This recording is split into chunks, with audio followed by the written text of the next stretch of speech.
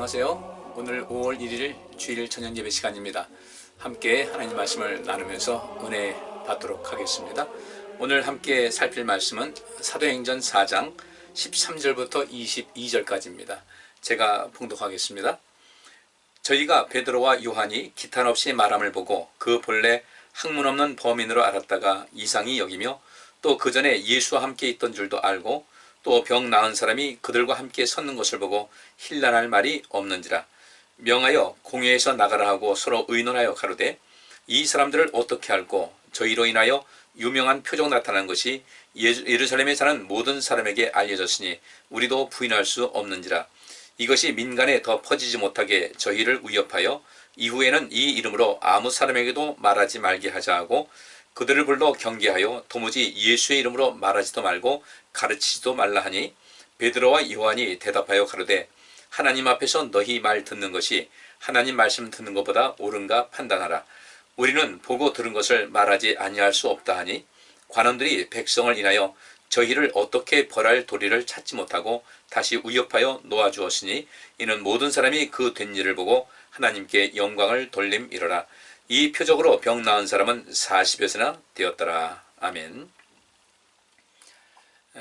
오늘도 이 말씀을 통해서 하나님께서 우리를 향하신 뜻을 알고 또 우리의 믿음도 이 초기교회 성령 충만했던 그 분들 그들의 모습을 또 우리가 본받고 또 다음 세대에도 계속해서 전할 수 있고 이어갈 수 있는 그런 모습이 될 수 있기를 원합니다. 오늘 이 말씀은 그 베드로와 요한이 미문에 앉은 그 장애인이죠. 일어나지도 못하고 걷지도 못하고 뛰지도 못했던 이 장애인을 고친 후에 이것 때문에 이제 그 예수님 제자들이 그 특히 사도들이 고난을 받기 시작했어요. 예수님을 죽이면은 모든 것이 종결될 줄 알았는데 이제는 그 예수님의 문제가 아니에요. 예수님의 그께서 혼자 행하시고 했던 그 문제가 아니라 이제는 그 예수님을 따르던 그 제자들 또 성령 받은 그런 많은 사람들 적어도 최소한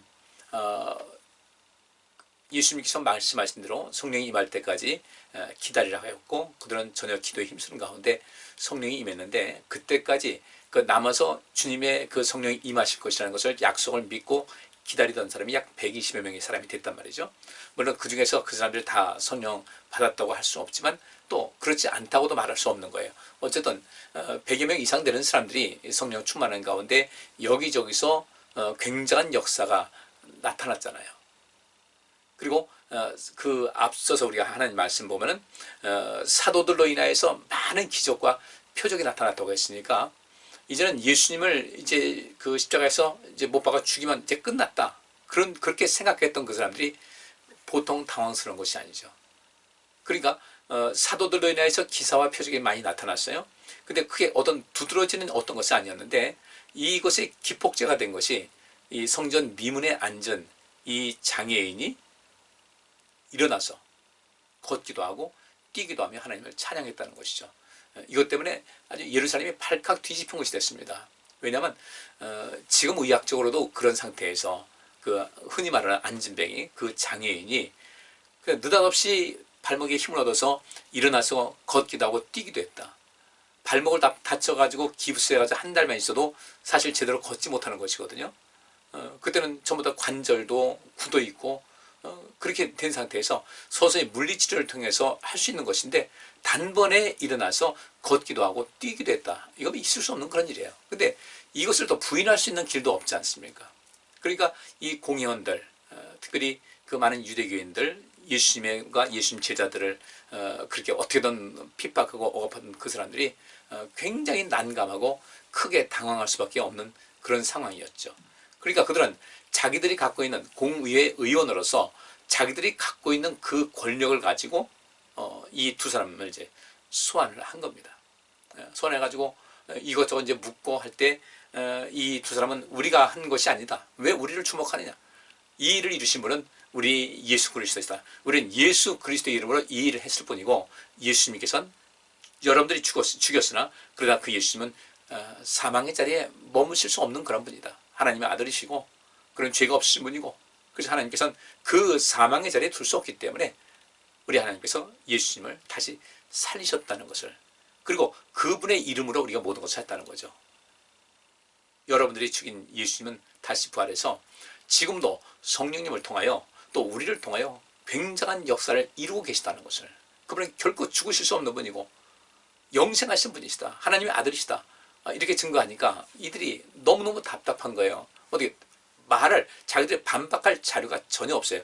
그 중에서 놀란 것이 뭐냐면은 13절에 있는 말씀대로 저희가 베드로와 요한이 기탄없이 말함을 보고 그 본래 학문 없는 범인으로 알았다가 이상히 여기며 또 그 전에 예수와 함께 있던 줄도 알고 또 병 나은 사람이 그들과 함께 섰는 것을 보고 힐난할 말이 없는지라 그랬습니다.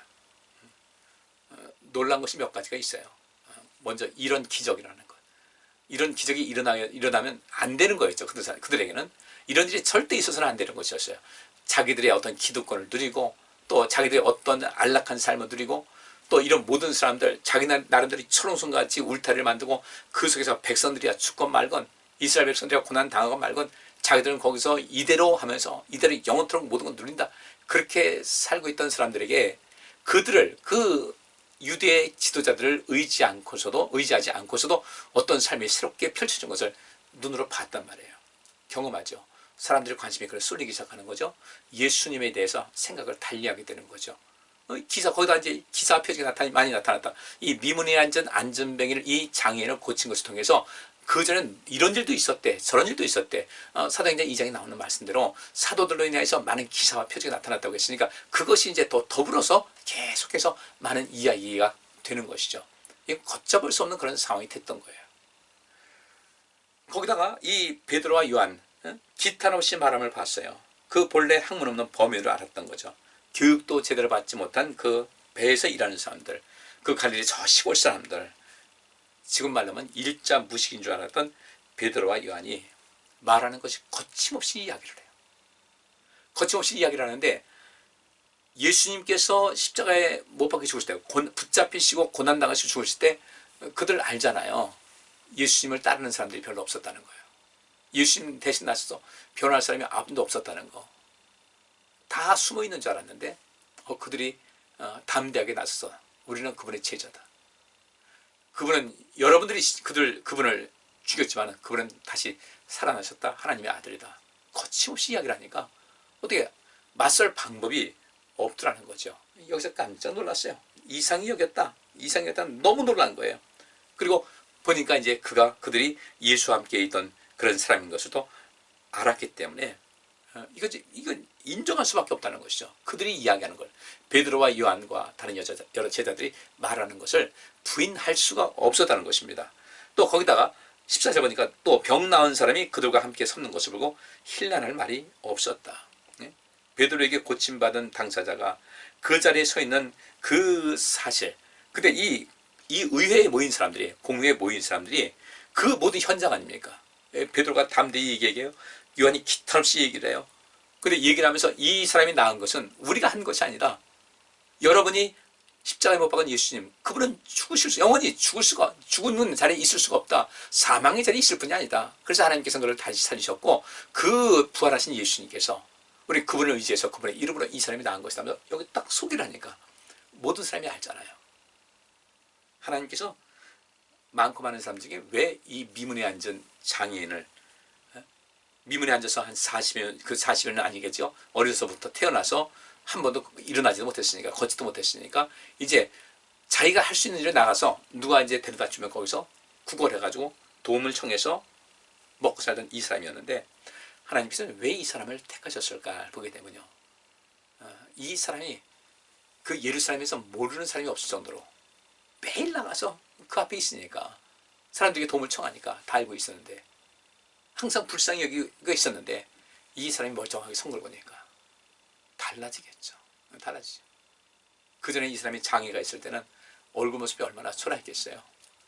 기죽은 모습, 희망이 없는 모습, 초라한 모습이었는데 이 속에서 이렇게 고침받았다. 아마 로또 당첨, 지금 말하면 로또 당첨된 것 같이 얼굴에 화색이 돌 것이고 자신감이 있을 것이고 전혀 다른 모습이 있을 때 단순하게 이 사람이 고침받았다는 것이 아니라 그 사람에게 나타나는 어떤 포스라고 할까요? 이 포스가 굉장한 거예요.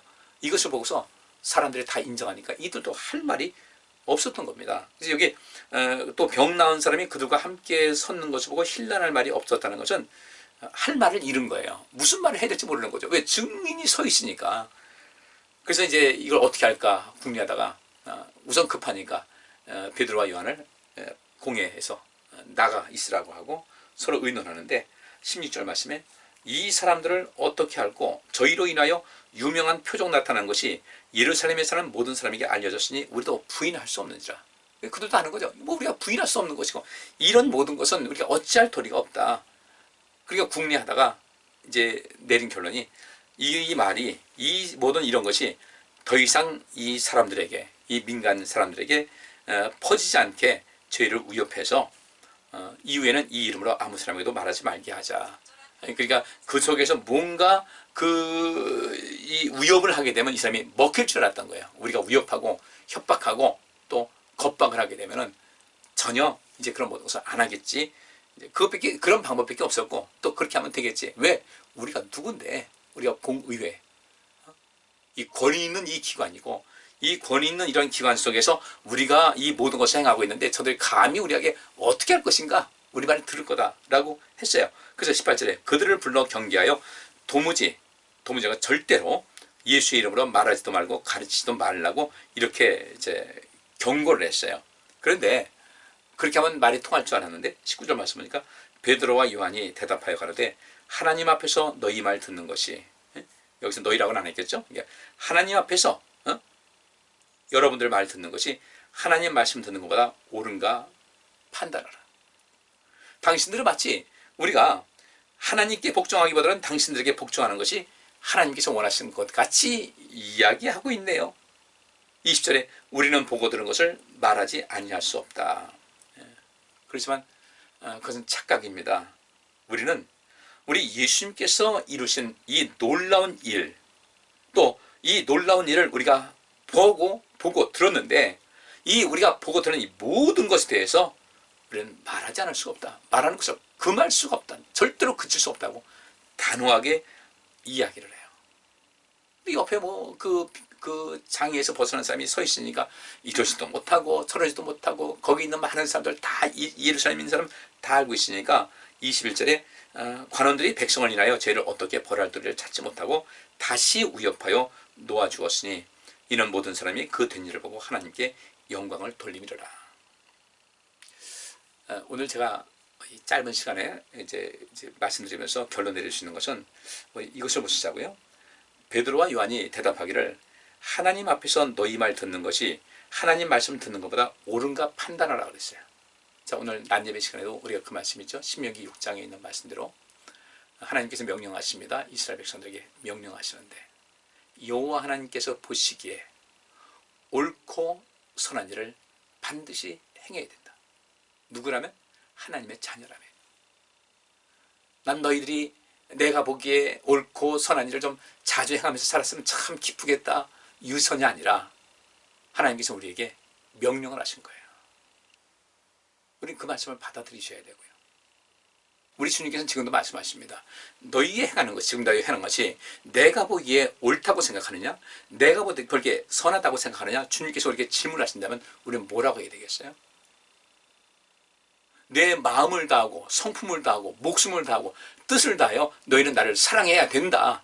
You must love me. 하나님께서 말씀하십니다. 너희는 나를 반드시 사랑해야 된다. 왜? 신명기 6장 4절에서 하나님께서 너는 이 모세를 통해서 대신 증거하는 겁니다. 너희는 마음을 다하고 힘을 다하고 목숨을 다하고 뜻을 다하여 주 너희 하나님을 사랑해야 된다라고 모세가 하나님 말씀 대신 증거하는 것이거든요. 왜 그렇게 했어요? 하나님께서는 이스라엘 백성들 애굽에서 그야말로 전쟁도 않고 피 한 방울 흘리지 않고 그들이 자유의 몸이 됐어요. 그 엄청나게 많은 사람들이 40년 동안 그들이 훈련시키는 가운데 하나님께서 절대로 그들을 굶긴 적이 없어요. 목마르게 한 적이 없었어요. 필요한 거 다 채워주셨어요. 그러나 그들이 하나님 말씀대로 너희가 나를 시험하고 원망하지 말라. 그러면 죽는다 몇 번 경고하셨는데 그 경고를 그렇게 들었음에도 불구하고 그들은 그 말 듣지 않았다가 죽었어요. 고라와 나더가 이런 고라를 중심으로 해서 그 반역을 이루었던 사람들이요. 모세가 몇 번을 경고합니다. 당신들 그러면 큰일 납니다. 죽습니다. 죽습니다.